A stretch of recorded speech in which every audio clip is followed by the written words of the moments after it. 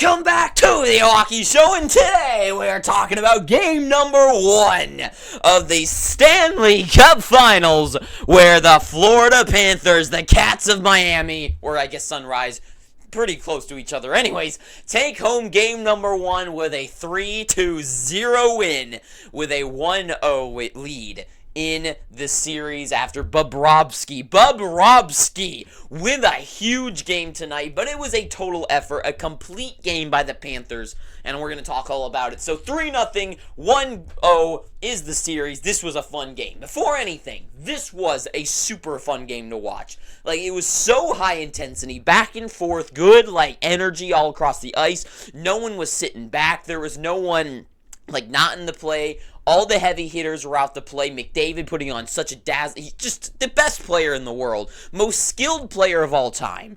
Just what a show that he can put on all the time. Zach Hyman, he plays such a great game. I don't understand how people, like, think he isn't, like, a great player. Like, Hyman definitely has earned his stripes to be recognized and acknowledged to be a great player. Evander Kane, I don't know why I just brought him up. He was kind of useless. But Bouchard, like, all the heavy hitters for Edmonton showed up, played a strong game, had some big moments. Then the breakaways, there was good action for the Oilers. The Panthers, the goals that they were scoring, the way they were holding on, and the Cirque du Soleil show put on by Bobrovsky. We should have paid admission or pay-per-view to watch this, but no, we got to see this, and it was unreal game. But also, this is kind of the game that I was expecting in my previews for this series, where we would see an awesome game, an awesome, like, no-holds-barred match for the Edmonton Oilers. They put everything on the ice. They're so fast. Their top six is so incredible. But that is their superpower strength, and it shows so well every night that they play. That is without a doubt. That is not even a question. Their offense is superior in every way. You can't match it. But their weaknesses are also very much showing through. Like, and this has been their story, and this is what worried me, because when they play against a complete and full team like the Florida Panthers, I was really thinking they were going to get exposed. That's why I kind of figured against Dallas, Edmonton would have a very tough time against them. But Dallas, like, I feel like Dallas more crumbled under themselves. They were a house divided that cannot stand. Florida, they are all in. They're all in, and their complete game won them this one. That's just the bare minimum. They had a complete effort up and down the lineup. Everyone was pushing. Everyone bought in, and guys that really bought in were there to play, especially Bobrovsky, right? And he's got to get the biggest credit for this. He was the absolute star of this show. Unreal what that guy could do out on the ice. But, it was a great game. Barkov, like, every, like, big name was out on the ice. They played hard. This was just a fun game. But the Florida Panthers, they just did an awesome job of, as much as the Oilers got, like, a really couple great chances, they gave up 3 breakaways.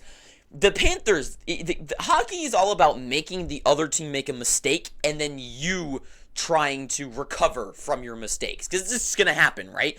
And the way that Florida is able to bounce back from their flaws, right? So, like, one way that I really saw this happening a lot last night was the fact of breakaways, right? Florida gave up 3 breakaways in that game. The first one by Janmark, where he gets down the ice, he's just on his backhand, and then he just trying to, like, shovels it in. He's trying to get Bobrovsky to lean away, get the the backhand shot in.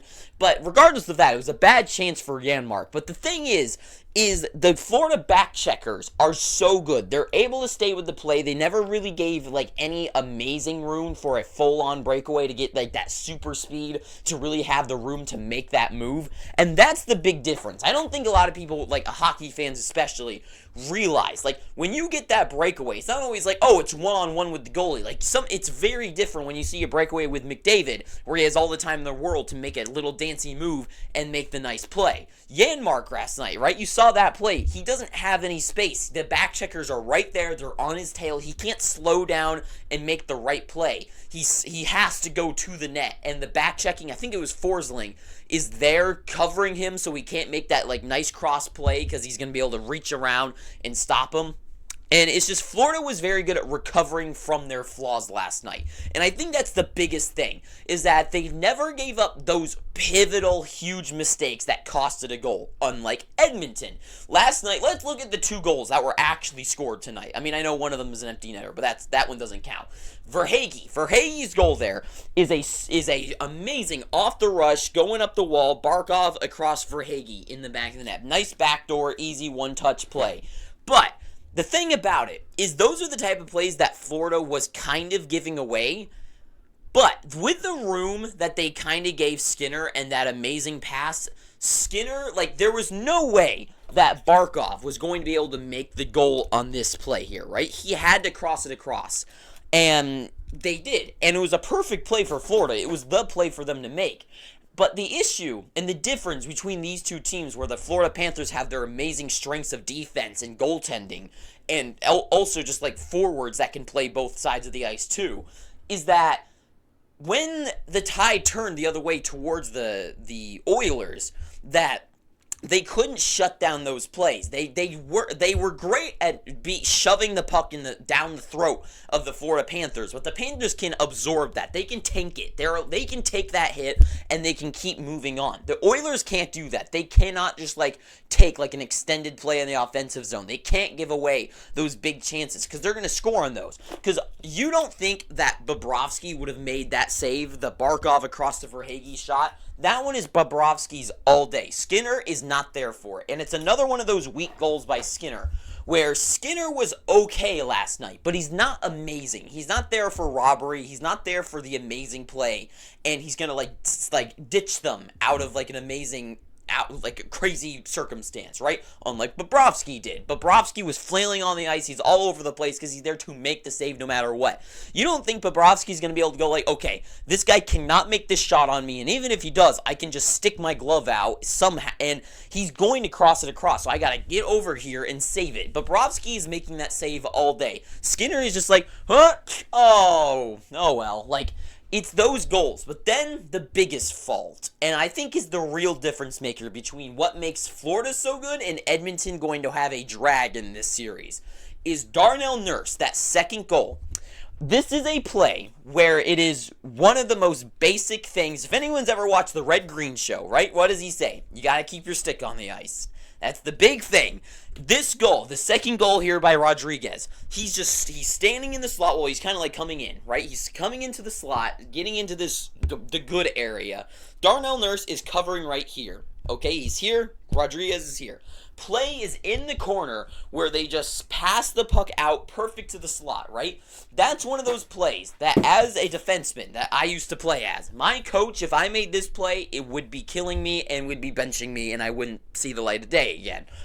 This is a play where if you literally go and watch this pass, if Darnell Nurse's stick, the minus 15 player that he is, his stick is on the ice, that pass is immediately, his stick is just a couple inches off the ice. If it was just on the ice, his stick would have hit it. It was in the lane. But instead, Darnell Nurse just oh, what am I going to do? Oh, shoot, it's oh, no. And he's just another idiot on the ice. And it's just these issues, again, with Skinner just not there to make those big saves. With guys like Darnell Nurse and Cody Ceci for the Edmonton Oilers, right? These are not the worst players in the world. I'm not saying that. People who say Darnell Nurse is horrible and horrific player, he definitely is not great. But he is 100% probably the worst contract in the NHL for what he actually offers. And it's one of those plays where it's you don't see Florida making that mistake. Every inch of space and every play that the Oilers had to make to create one of those amazing chances that Bobrovsky ended up saving, they had to fight tooth and nail. McDavid needed to make an amazing play to get in there. You never saw Florida letting easy passes to the slot to get in there, right? They were hard to work for passes where things just were already all drowned into the slot. Because we saw those plays happen, right? But they're from the corner where everyone's already in here. There's no easy pass to get to someone's stick. And that's the thing, is that they're making the Oilers fight for those plays. The Panthers, we've seen through this playoff so far, against Tampa, against Boston, against New York, they really have to settle into a series. And even in the games, that's what they do. First period's their worst period. They get better throughout the game. And to me, this is one of those, that this is a scary omen for the Oilers. That the Cats have already kind of figured out how to play in the offensive zone by the end of that third period. They know what's coming, and Bobrovsky is there. Bobrovsky is one of those goaltenders that's not going to fade away. He is here for the game. He is here for these big wins. Super, like, I don't understand how people, like, don't recognize him as, like, one of the best still. I know people are like, oh, yeah, he's Vezina or whatever, but to me, it's like people talk about Stuart Skinner and think of that, like, sometimes, like, the commentary is just like, oh, yeah, Stuart Skinner, he was there for this save, and Bobrovsky's just like, yeah, he was good. And they try to, like, cover up for, a guy like Stuart Skinner, but Bobrovsky was unreal last night, and full credit to him. But this is another one of those games where every strength and weakness of the Oilers was shown. Where sometimes the Oilers can play amazing shutdown hockey in their own zone, really give nothing, but then they can just give up one of those plays, and that's what just kept happening over and over again. And it's just, the Panthers, they don't make these mistakes. They have a complete game. They play a full 60 minutes. They don't ever give up. They make you fight tooth and nail. They don't give up any easy plays. They don't make soft plays. They go hard into the corners. They play hard. They hit hard. They had, 57 hits or something last night? Okay, maybe not that many, but it was a ton of hits, more block shots. They're out there getting in those lanes, and you just see it, right? There's no easy plays, right? Sometimes in the Panthers, the very little few times that they were actually in the offensive zone, especially in that third period, you would see some easy plays where the Panthers can easily retrieve the puck behind the net. They just get it and they can get the puck back to the top, right? The Oilers, they get that. They have to pass it up here because there's a guy pressuring them. And it was over and over again that the Panthers, they put the pressure on. They slow down their guys. And I wonder in a series like this, if a team like the Oilers can actually survive and take the beating that the Panthers are going to give them. And to me, this is a game where the Panthers showed that they already are in control of this series, and they're only going to get better. They take time. We've seen this happen before. And I really, really, really am a big believer still in the Florida Panthers. In fact, I think this game kind of cemented it even more. To me, the Oilers had a good matchup against the Dallas Stars, and if it was against the Avalanche, if it was against the, the Avalanche, I think they could have been, well, maybe not Vegas, but to me, I think the Oilers got a good matchup in the Western Conference Finals, being the weakest division in the Pacific. I think the Oilers are going to have met their match. I think the forecast for this series is that the Panthers are only going to solidify their game stronger. They're going to figure out how to play in the offensive zone and really clog up the Oilers' play. And we saw that happen. We saw it happen with the Rangers. The Panthers adapted. They grew and evolved against that Rangers series to really shut down guys like Trocheck and those hot players. They need to learn those little dynamics of a guy like McDavid in that series, where Forsling's like, okay, I know McDavid does this. He's going to play like this. They start to learn their plays, what type of moves they're going to make. And to me, they already figured out those lanes. They're all over them. They're suffocating them. And to me, the Panthers are more likely to stay strong, figure out their offense before the Oilers are able to figure out their defense and goaltending before their offense is already figured out. They just have to actually score goals next time. But to me, this series I'm still standing by my prediction. I think the Oilers 100% come out with at least a win this series, and this was a hell of a game by them. Easily could have been theirs. But this is going to be one of those series where I think the Panthers win 5 games. And it's not in a domination. It's not like, oh, the Panthers just killed them. It's just they figured out their kryptonite and they were able to hold them down. Just hold them down and let the time run out on the Edmonton Oilers. I think that's the key to this one. But to me, I guess that's all I got to say. Game 1, Panthers, good win for them. Great game. And Bobrovsky so far right now is my MVP. It has to be. But that's all I got to say. So thank you for watching this. If you've enjoyed this video, please subscribe, please. And until next time, too sweet, have an amazing day, and ta-ta for now.